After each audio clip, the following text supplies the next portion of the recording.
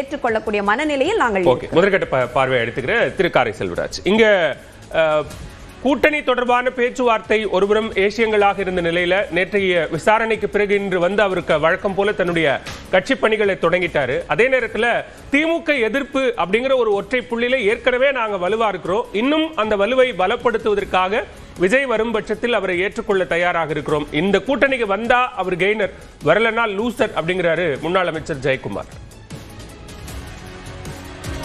இல்ல, இதுல முக்கியமாக ஒரு விஷயத்தை நம்ம முதல்ல தெளிவுபடுத்திடுவோம். 2 தாவேகா கொடி பறந்தவுடன் இதோ பாருங்கள் பெரிய மாற்றத்தை தாவேகா கொடி பறக்கிறதுன்னு அன்றைக்கு எடப்பாடியார் வந்து பொதுக்கூட்டத்திலே புலங்காகிதம் அடைந்து சொன்னதை நம்ம இப்ப நினைச்சு பார்க்கணும். ஆனால் இப்பொழுது இருக்கிற அந்த முயற்சி தாவேகாவை அதிமுக என்டிஏ கூட்டணிக்குள் கொண்டு வருவதற்கான முயற்சியை அதிமுக மேற்கொள்ளவில்லை. இது பாரதிய ஜனதா கட்சியினுடைய முயற்சி. இதை நம்ம முதல்ல தெளிவுபடுத்தி அதை நம்ம அப்படி பிரிச்சு பார்க்கணுமா? என்டிஏவினுடைய முயற்சி அப்படின்னு பார்க்க கூடாதா? இல்ல, பிரிச்சுதான் பார்க்கணும். என்டிஏ உடைய முயற்சின்னு பிரிச்சு அப்படி பார்க்கவே முடியாது.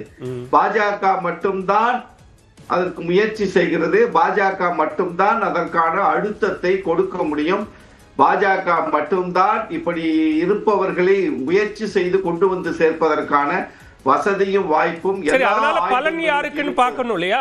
நீங்க ஒருவேளை அந்த முயற்சியை பாஜக எடுக்குதுன்னு வச்சுப்போம், அதனுடைய ஒட்டுமொத்த வடிவம் என்டிஏ, அந்த என்டிஏ கூட்டணி ஆட்சிக்கு வந்தால் யாருக்கு பலன்னா அந்த பலன் அதிமுகவுக்கும் தானே வெற்றி கிடைக்குது. இபிஎஸ் முதலமைச்சர் ஆவார்ல, அதுதான் கேள்விக்குறி. என்டிஏ ஆட்சிக்கு வந்தால் யார் முதல்வர் என்பது விஜய் அவர்கள் உள்ளே வந்து விட்டால் அவருக்கு நீங்க எத்தனை தொகுதி கொடுப்பீங்கிறதுல நிறைய விஷயங்கள் இருக்கு. அதுல வந்து 130 தொகுதிகள்ல தான் எடப்பாடியார் நிற்கிறார் என்று சொன்னால் அப்ப வந்து யார் அதிகமாக சட்டமன்ற உறுப்பினர்களை பெற்றிருக்கிற இயக்கம் வந்து தொடர்ந்து பேசலாம். திரு காரை செல்வராஜ், இணைப்புல சிறு கோளாறு இருக்கு. நான் திரு முனோர் பாஷாவினுடைய கருத்து வாங்கிட்டு வந்துட்டேன். இப்போ அப்படியான சூழல் இல்லை, இது அதிமுக பாஜகன்னு தனித்து பார்க்க வேண்டிய ஒரு தேவை இருக்கு, அதை என்டிஏவா நம்ம பாத்திர முடியாது, அதுல நிறைய சிக்கல்கள் இருக்குங்கிறாரு. அப்படி எதுவும் இருக்கா சார்? எந்த சிக்கலும் இல்லை. உண்மையிலேயே விஜயை பொறுத்தவரை விஜயை காட்டி தமிழகத்தில் திராவிட முன்னேற்ற கழகத்தை மிரட்டி 3 அதிகமான தொகுதிகளை பெற்ற கட்சி காங்கிரஸ் கட்சி. மிரட்டி தான் வாங்கினாங்க. ஆமா, வேற என்ன, நாங்க தாவேகாவோட போயிடுவோம், தாவேகாவோட பேசுறோம், தாவேகா எங்களோட வரப்போகுது, இப்படியெல்லாம் சொல்லி விஜயை நம்ப வச்சு கழுத்தறுத்தது காங்கிரஸ் கட்சி. அதை வச்சு திராவிட முன்னேற்ற கழகத்திடம் 25 சீட்டு 28 சீட்டாக்கி ஒரு ராஜ்யசபாவையும் வாங்கிட்டு அவரை அம்போர் விட்டவங்க காங்கிரஸ் கட்சிக்காரங்க. இப்போ எதிரிக்கு எதிரி நண்பன், காங்கிரசுக்கு எதிரி பாரதிய ஜனதா கட்சி. இப்ப கை விட்டவருக்கு கை கொடுக்குது பாஜக இல்ல என்டிஏ, அப்படி புரிஞ்சு? ஆமா, அப்படி கண்டிப்பா.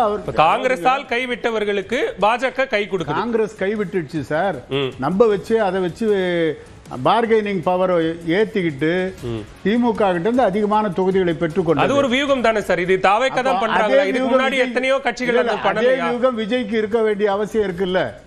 அதனால அவரு பாஜகவோடு சேருவதில் எந்த விதமான தவறும் இல்லை என்ற முடிவுக்கு அவர் வரக்கூடிய சூழ்நிலைகள் உருவாகி இருக்கு.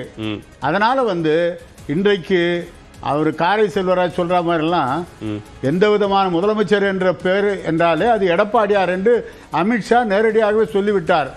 அதிமுக தலைமையில் தான் கூட்டணி, அதிமுக தலைமையில் தான் ஆட்சி என்பதை ஏற்கனவே பல முறை தெளிவுபடுத்தி சார். கட்சி தொடங்கி 2.5 ஆண்டுகளாக ஒரு கட்சியின் அடுத்த முதல்வர் இவர்தான், முதலமைச்சர் வேட்பாளர் இவர்தான் அப்படின்னு பிரகடனப்படுத்தி தங்களுடைய எல்லா பரப்புரைகளையும் மக்கள் சந்திப்புகளையும் நடத்துற கட்சி கடைசி நேரத்தில் நீங்க சொல்ற மாதிரி ஒரு வியூகத்துக்காக ஒரு கூட்டணிக்கு வராங்கன்னா அதை சமரசம் பண்ணிட்டு தான் வராங்க. அப்ப அவங்க துணை முதலமைச்சர் பதவி கேட்பதிலோ அல்லது கூடுதல் இடங்கள் கேட்பதிலோ என்ன தவறு இருக்குன்னு நீங்க நினைக்கிறீங்க?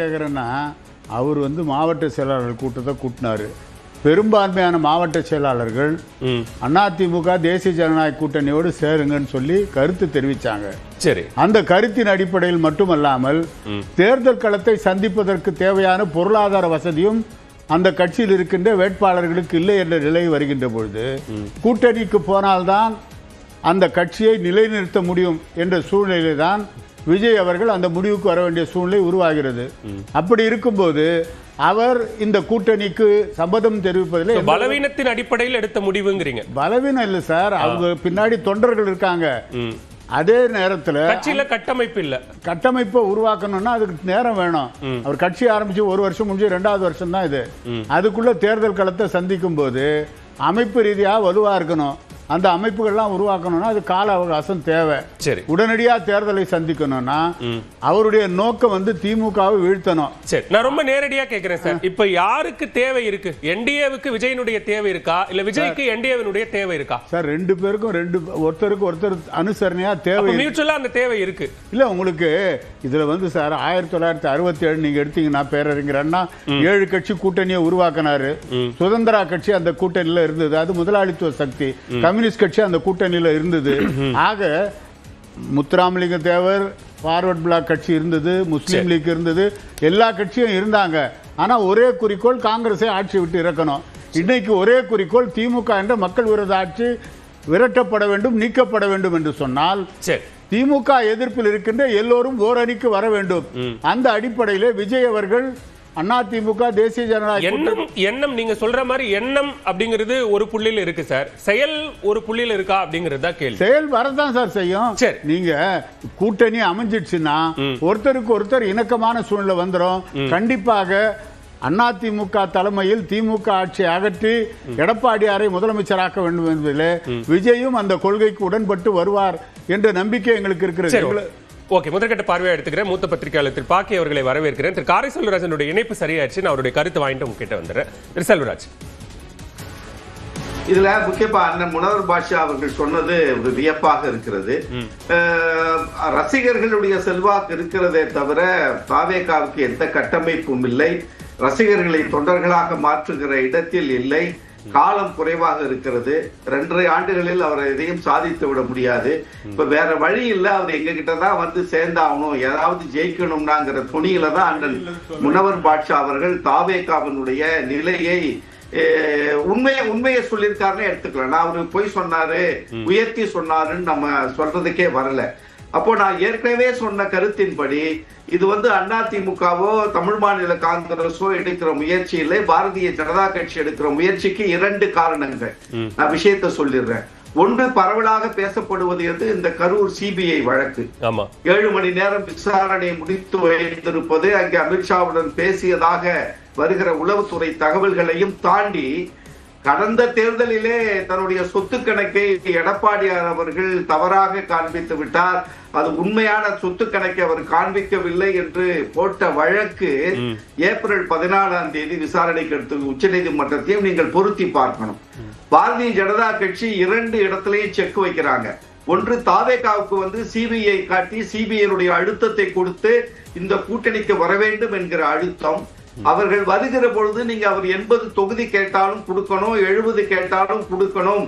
இல்ல இயல்பா நடக்கிற எல்லா விஷயங்களையும் நம்ம அப்படி பொருத்தி பார்க்க வேண்டிய தேவை இருக்கா?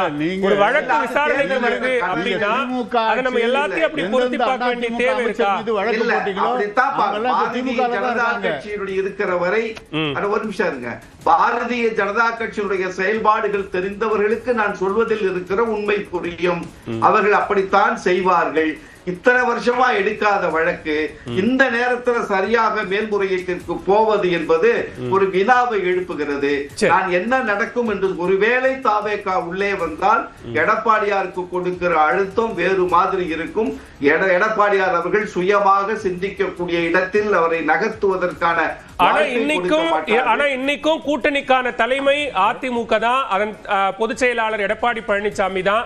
அவர் கூட்டணிக்குள்ள எந்த கட்சி வரணும் வர வேண்டாம்ங்கிற முடிவையும் அவர் தான் எடுப்பார்னு பாஜக முன்னாள் மாநில தலைவர் அண்ணாமலை இப்ப சொல்றாரு, சற்று நேரத்துக்கு முன்னாடி. இல்ல இப்ப அமித்ஷா அவர்கள், மோடி அவர்கள் இந்த தேர்தல் பிரச்சாரத்திற்கு வருகிற சூழ்நிலையிலாவது அவர்கள் சொல்லட்டும். பாரதிய ஜனதா கட்சியை அண்ணாமலை விட்டுருங்க. அண்ணாமலை ஒரு ஸ்போக்ஸ் பர்சன் தான். அண்ணாமலை மாநில தலைவர் இல்லை.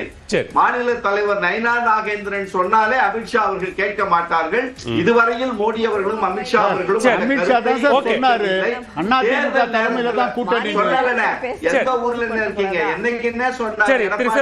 முதற்கட்ட பார்வையை சொன்னாரு, அடுத்த சுற்றுல நம்ம தொடர்ந்து பேசுவோம். எந்த இடத்துல சொன்னார் ஒரு தேதியை பேசுவோம், அடுத்த சுற்றுல விரிவா பேசுவோம். இங்க விஜய் ஒரு புறம் நேற்றைய அந்த விசாரணைக்கு பிறகாக இன்னைக்கு கட்சி பணிகளை வேகப்படுத்துறாரு. இன்னைக்கு நிர்வாகிகளோட ஒரு ஆலோசனை நடக்குது.